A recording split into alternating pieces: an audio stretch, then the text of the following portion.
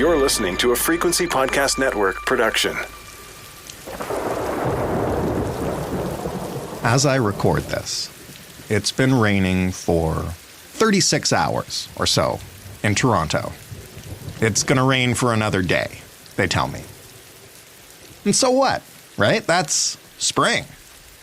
And somehow, even though a warming climate means more rain almost everywhere, I tend not to worry about it. Unless it's extreme weather, well, into every place a little rain must fall. No? Well, it turns out I forgot that in our new climate era, that little aphorism also includes the Arctic. And again, even though it should seem obvious, I had not really considered the impact of the snow that usually falls in our Arctic changing to rain, and everything that means. April showers in Toronto or BC or Nova Scotia bring May flowers. And in Canada's Arctic, they bring nothing good. I'm Jordan Heath Rawlings. This is The Big Story. Ed Struzik is a writer for The Island Press in Washington, D.C., and a fellow at Queen's Institute for Energy and Environmental Policy at Queen's University. This story appeared in the Tyee. Hey, Ed. Hello. Why don't you start by giving us a sense? Most of us don't live near the Arctic, don't have much familiarity with it other than it's supposed to be cold. What is normal for the Arctic in terms of both temperature, I guess, and most importantly, given what we're about to talk about, precipitation? Well, it depends on which part of the Arctic you're in, because it's circumpolar. It goes right from Alaska through Siberia. Right. Typically here in Canada, it's a very continental climate north of the Arctic Circle. You have, annual precipitation, say 20 years ago, ranged from about 10 inches in the southern areas to as few as 2 inches on the Arctic islands. So it's almost a desert-like climate. But you have this incredible variability in temperatures across the Arctic. So the Mackenzie Valley, I remember doing a solo kayak trip from the Nahanni River down the Liard River down the Mackenzie over a 68-day period. And I was having temperatures that went from anywhere from, I had snow at times to 32, 34 degrees. And you can imagine what it's like being on a river when it's 34 degrees and you've got virtually 24 hours of sunlight. I got fried. So it can be extremely hot, but it's often very, very cold. And you mentioned that a lot of the Arctic is typically like a desert. What does that look like in terms of precipitation levels? And maybe explain how we realized that this was changing. Well, typically when I went up to the Arctic, say 40 years ago, it was covered, the Arctic Ocean was covered in ice 9-10 months of the year. And so there's very little energy coming off the water to produce the weather that you get, say, on the Pacific or the Atlantic side. And that's why you don't get a lot of precipitation. And so the ecosystem really does, especially on the Arctic islands, look like a desert. There's not a lot growing there. There's a lot of sand, gravel. There's a few exceptions, such as Banks Island on the western archipelago, that tends to be much more lush, but that's because it's more influenced by the Bering Sea and the Beaufort Sea maritime conditions. What's happened over the last 40 years is that we're starting to see a lot more rain, 60% more rain over the last 20 years, or precipitation over the last 20 years, because the Arctic Ocean is no longer frozen as long as it has. And so you're creating a lot of energy to create those rain clouds. And we're actually seeing thunderstorms forming near the North Pole, which would have been unheard of. And in fact, meteorologists, when they started seeing this 4, 5, 6 years ago, were absolutely gobsmacked by this kind of event. There's one famous thunderstorm that moved across Alaska in 2015. It shot out 65,000 bolts of lightning in a 5-day period and triggered 286 fires from that lightning. but produced almost no rain. So it really didn't help the fire situation. 2015 was the worst fire season in Alaska and one of the worst in the Arctic. Why are rain onto snow events so important when we're discussing the climate of the Arctic and how it's changing? It's a simple answer to that is that you get a cover of snow and then it rains and it essentially turns that snow into ice or really a crusty layer of very hard snow that makes it very difficult for caribou, muskox, and other land mammals to dig through to get to the food that they need to get them through the winter. And so as a result, we're seeing these major catastrophic die-offs, 10, 20, 30,000 animals dying in a single winter season because of rain on snow, creating, what you essentially is a hockey rink. They can't get through to get the food that they need. Can we quantify how quickly rain on snow events are increasing and what we can expect in the short term based on what we've seen even just the last decade? Like, how quickly is this changing? Very quickly. I can remember this scientist, Frank Miller, who was really a character, ex-American Marine. He growled rather than talked. And when I asked him this question, are we going to see more of this in the future in a rapidly warming world? And he was not one to come to any, hard and firm conclusions, but he said, if the climate models are right, we're going to see a heck of a lot more of this. And in fact, he's absolutely right. We had a major die-off of animals on Banks Island in the high Arctic in 2003, and we're continuing to see this happen more frequently. We now have a situation right across the circumpolar world, but very vivid here in Canada, where we're seeing caribou simply disappearing from the landscape. And I'll give you one example. I was on another canoe trip, a 1,000-kilometer canoe trip across the tundra along the Back River in around 1991-92. The Bathurst herd, which is one of the largest herds in the world, there were 460,000 animals in that herd back then. And I recall one night, it was just before midnight, we were enjoying this beautiful, midnight sun. And then we saw these clouds, dust clouds in the distance, and couldn't figure out what it was because it couldn't have been a thunderstorm, driving wind or anything like that. But then as it got closer and closer, we could see that it was caribou.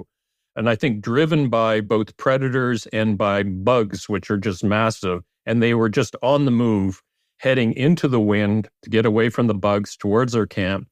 And it took them 5 hours to get past our camp. So we estimated there were probably 40 to 50,000 animals that passed through our camp that night, which was, one of the great, visual scenes I've seen in all my years in the Arctic. That herd now used to be 460,000, and now it's around 7,000 or 8,000. And it's not alone. The George River herd in northern Quebec is suffering the same fate. The blue nose herd in the Arctic, the western Arctic herd in Alaska, all of them are collapsing. And rain on snow events is one of the reasons why, is that they just can't get through the lichen to get the food that they need to get them through the winter. And the other thing that is happening is that we're seeing a lot more wildfires burning in the Arctic, and it's burning up lichen as well. So they're getting hit on both the summer side and the winter side.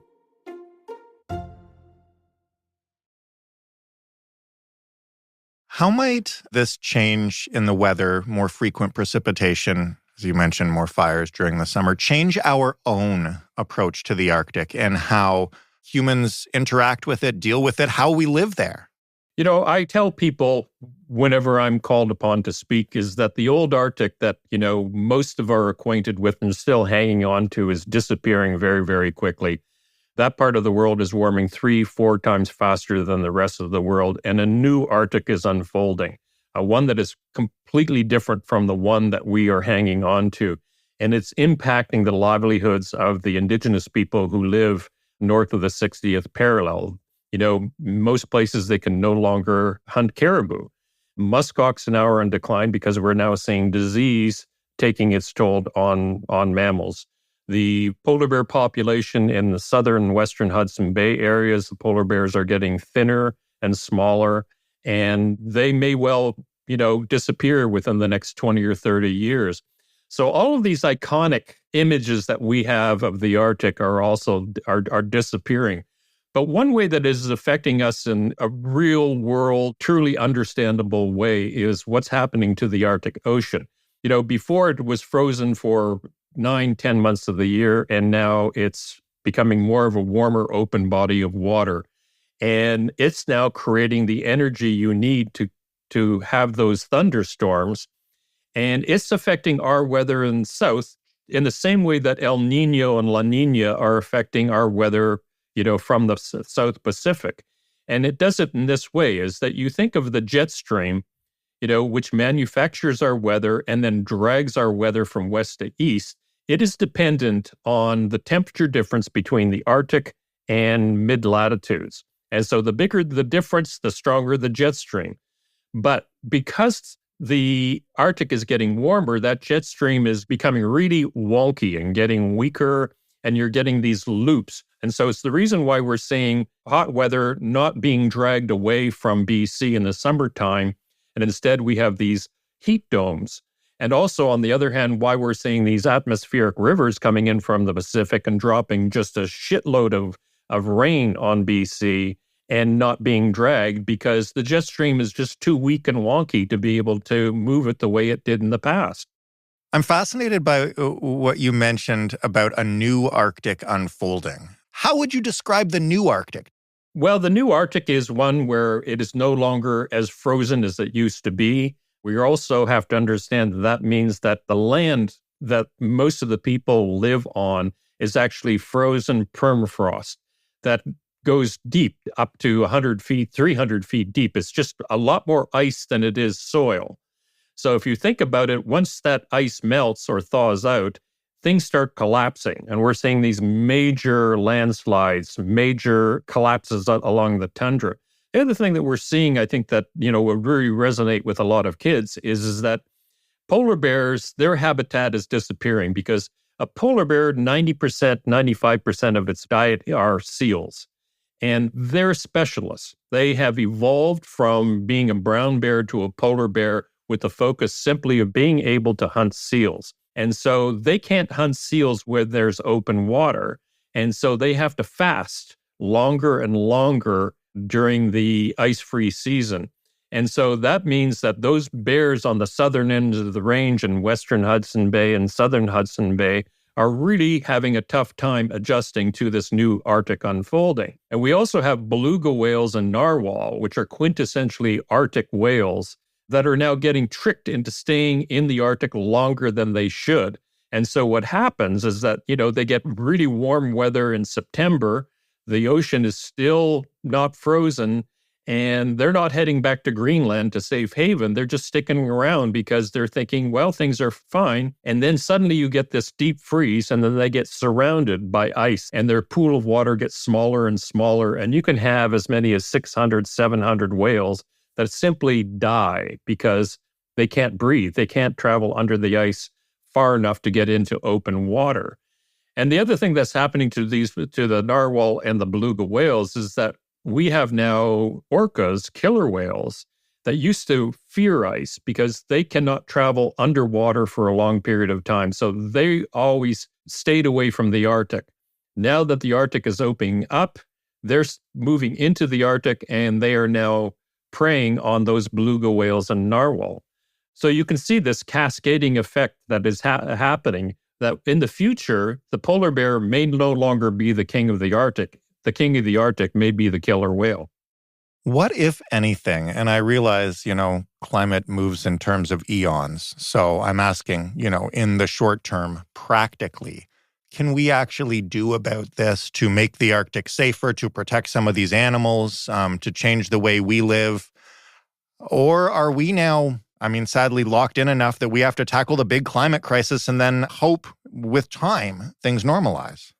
No, I think there are a number of things that can be done and that are being done. And, I think we have to give credit to a lot of indigenous groups. For example, the people that used to hunt the Bathurst caribou herd have agreed quite some time ago that they will no longer hunt those animals in the hopes that they will have enough time to reproduce and grow the population. And it appears that this has worked in in the northern Yukon, Alaska, with the porcupine caribou herd, which is one of the very few herds in the world that is not declining, and largely because the indigenous people on the Alaska, Northwest Territories, Yukon side of the border decided long ago that, hey, we've got to manage this. So that's one really good example, I think, of what can be done.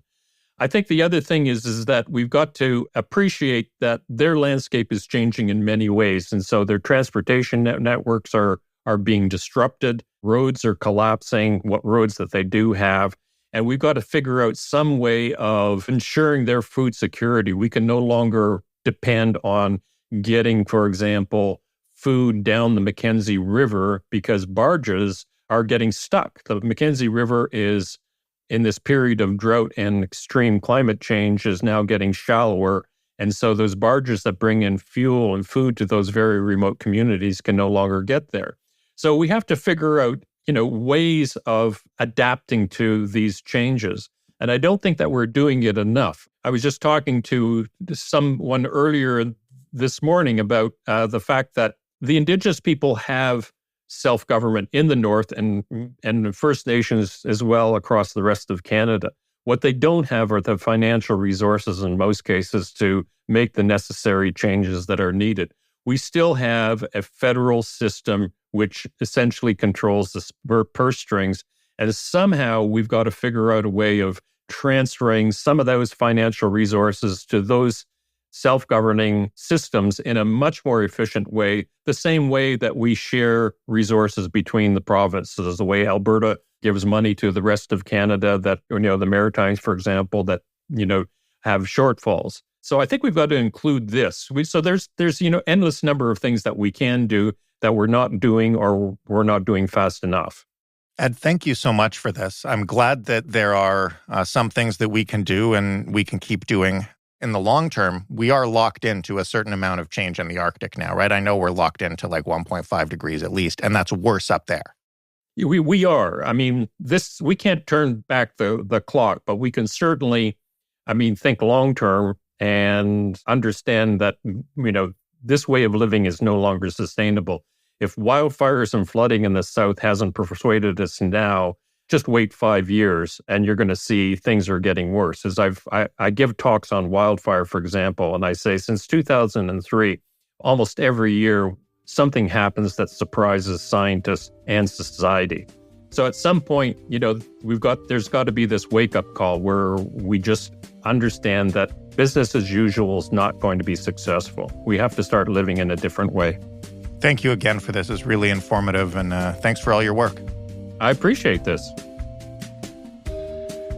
Ed Struzik, a writer for Island Press and a fellow at Queen's Institute for Energy and Environmental Policy. That was the big story. For more, including all sorts of fun climate doomerism, you can head to thebigstorypodcast.ca. It's not really doomerism, it's just reality, and we're trying to fill you in. You can just search for climate in the search bar at the bottom, and you will get a lot of episodes.